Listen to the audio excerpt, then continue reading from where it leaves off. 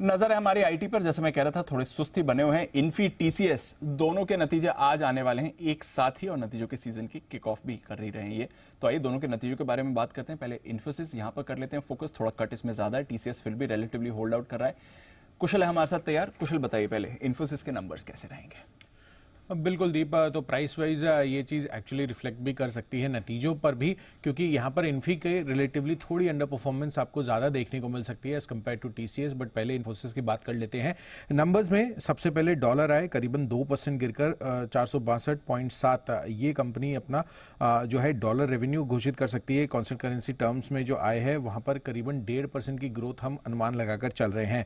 जहाँ तक कामकाजी मुनाफे का सवाल है, 6% की गिरावट के साथ 7,780 करोड़ पर कंपनी अपना ऑपरेटिंग प्रॉफिट एक्सपेक्टेड है, और इस वजह से ही कंपनी की जो मार्जिन्स हैं 21.2% पिछली तिमाही में थी, इस बारी 20.2% एक्सपेक्टेड है। मुनाफे के लिहाज से ऑलमोस्ट फ्लैट रहने वाला है ये क्वार्टर, पिछले क्वार्टर के मुकाबले 6,220 करोड़ ये हम एक्सपेक्ट कर चल रहे हैं।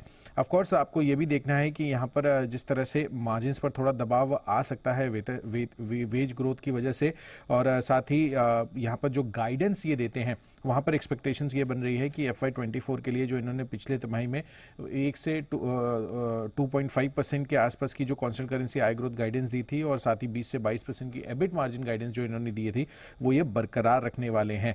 बट ऑफ कोर्स कमेंट्री के लिहाज से ये चीज़ काफ़ी इंपॉर्टेंट रहने वाली है, क्योंकि फरवरी में ही मैक्सिमम आईटी कंपनियां, आईटी क्लाइंट्स जो है अपने बजट सेट करते हैं। तो उसको लेकर ये जितनी भी बड़ी दिग्गज आईटी कंपनियां क्या कहती हैं इस साल के लिए, ये सबसे अहम रहेगा इस बारी की जितनी भी आईटी कंपनियां उनकी कमेंट्री में।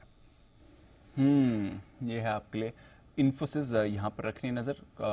सॉफ्ट रहने वाले नंबर से ये तो आपके लिए क्लियर एक्सपेक्टेशन हो ही गई है। कुशल, टीसीएस के भी नंबर्स के बारे में बताइए, यहाँ पर क्या एक्सपेक्ट करना चाहिए? टीसीएस इस तिमाही में एक सरप्राइज निकल कर आ सकता है, क्योंकि यहाँ पर जो एक्सपेक्टेशंस बन रही है स्टेबल क्वार्टर रह सकता है पिछले क्वार्टर के मुकाबले, क्योंकि आमतौर पर जो तीसरी तिमाही रहती है वो थोड़ी सी सॉफ्ट रहती है तमाम आईटी कंपनियों के लिए। बट इस बारी एक्सपेक्टेशंस डॉलर रेवेन्यू टर्म्स में तो ऑलमोस्ट फ्लैट रह सकती है पिछले क्वार्टर के मुकाबले 720 करोड़ पर। साथ ही कामकाजी मुनाफा करीबन 1.25% ग्रो कर 14,660 करोड़ पर एक्सपेक्टेड है, और मार्जिन भी 20 बेसिस पॉइंट्स की बढ़त ऑन द कॉन्ट्रेरी यहाँ पर देखने को मिल सकती है। 24.3% के मुकाबले 24.5% के मार्जिन इस बारी कंपनी की एक्सपेक्टेशंस है। मुनाफे के लिहाज से 2.3% ग्रो कर लगभग 11,600 करोड़ पर कंपनी अपना प्रॉफिटेबिलिटी भी घोषित कर सकती है। बट लार्जली जिस तरह से बीएफएसआई सेक्टर पर जो पिछले साल पूरा दबाव बना हुआ था, और साथ ही डिमांड की जो स्थिति है खासकर यूरोप, यूएस और यूके में, उसको लेकर कंपनी क्या कहती है आपको ये देखना है, क्योंकि यही एक कमेंट्री जो है एक ट्रेंड सेट कर सकती है तमाम आईटी कंपनियों के लिए। ये है आपके लिए टीसीएस के नतीजों का अनुमान, और आज ये नंबर्स के लिहाज से एक्शन भरपूर बनने की तैयारी में है ही। आइए एक बार जरा जैन साहब से राय ली जाए। बिल्कुल सर। छोटे छोटे तो जैन साहब आराम से बता ही देंगे, कोई टेंशन ही नहीं है। बड़े बड़े भी वैसे तो बाएं हाथ का काम है। जैन साहब बताएं सर, टीसीएस इन्फोसिस नतीजों की सीजन की शुरुआत हो रही, कैसे देख रहे हैं आप आईटी कंपनियों के नतीजों के को, और पहले बाद में क्या करना चाहिए?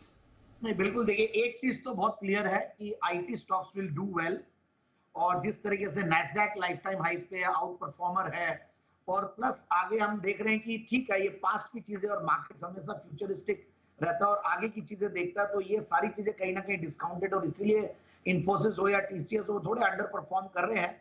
और इन्फोसिस और इन सब में देखिए मार्जिन के ऊपर तो बिल्कुल नजरें बनी रहेगी।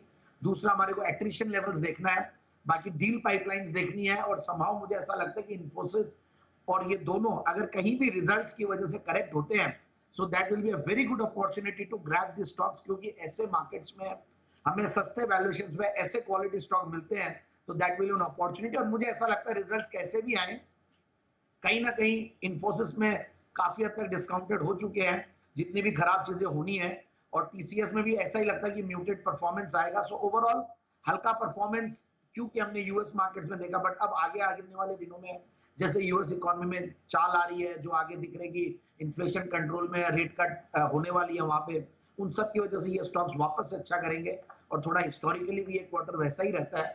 तो आई डोंट थिंक कि बहुत ज्यादा मार्केट कोई रिएक्ट करेगा। बाकी गाइडेंस अगर कोई अलग तरीके की आ जाए तो बात अलग है, but I feel it will be a great opportunity to grab both the stocks once ये नीचे आए, क्योंकि I am very bullish on the IT stocks.